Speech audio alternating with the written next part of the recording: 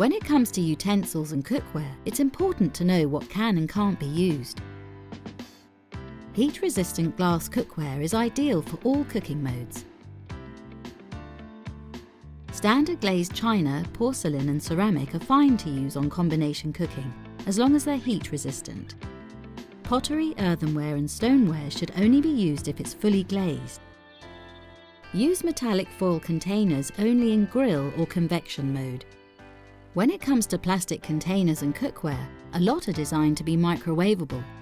Delicate glass or lead crystals should be avoided entirely, as it may crack or cause arcing, which will cause blue sparks and flashes of light. The appliance should be stopped immediately if this occurs for any reason. Dishes with a metallic rim or pattern shouldn't be used, as arcing will occur.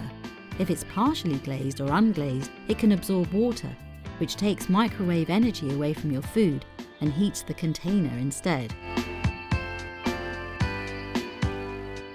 Plastic containers and cookware shouldn't be used to heat foods high in fat or sugar, or foods that require a long cooking time.